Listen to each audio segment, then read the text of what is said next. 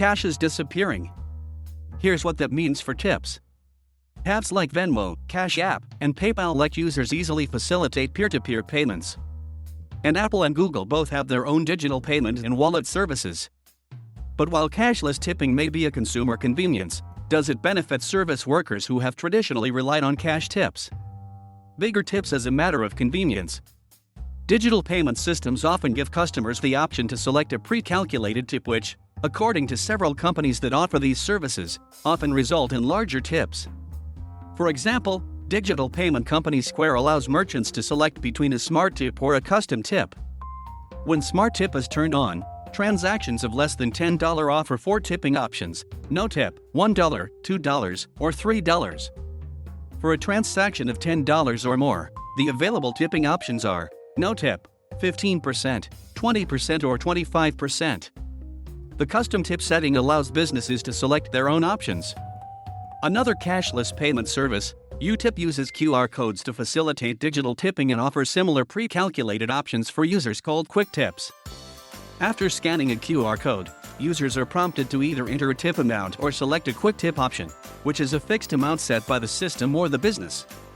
One lodging business that adopted UTip's system reported that it saw housekeeping tips rise from an average of $14 to $21 with the implementation of the QR codes and customized quick tip prompts, according to UTip's data.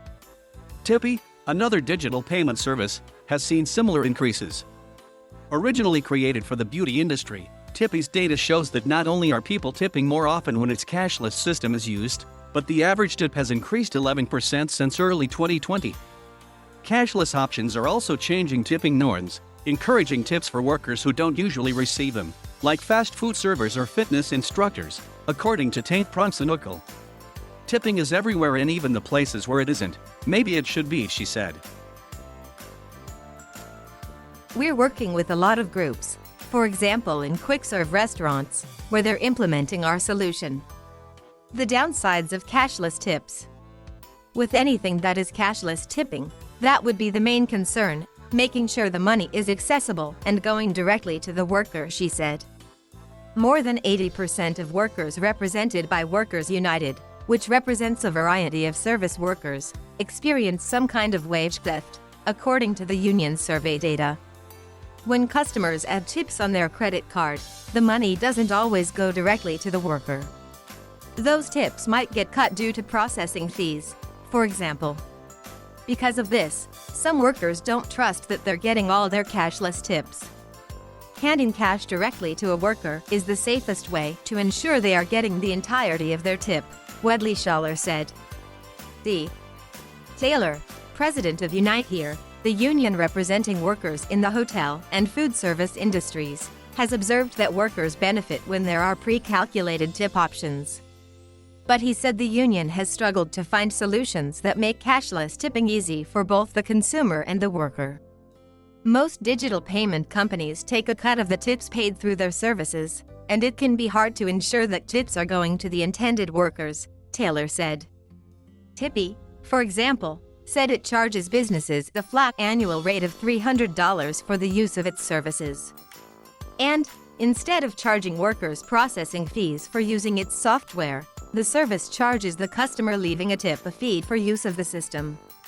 Similarly, UTip applies a service fee to the person paying the tip, but businesses have the option to cover that fee for customers. Another issue with digital tipping, taxes. While both cash and digital tips are taxable, cash is self-reported, so it's easier for some payments to remain under the table. But, as tipping on credit cards has grown more popular in past years, paying taxes on tips is old news, Taylor said. For workers who are used to taking cash tips without always reporting them, digital tipping might actually alleviate their tax concerns.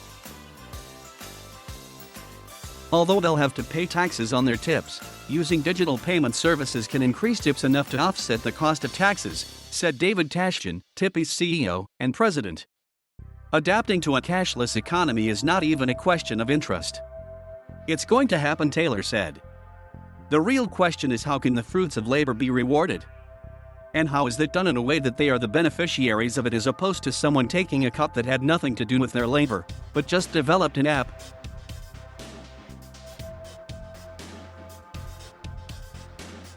Thank you for watching. Please subscribe.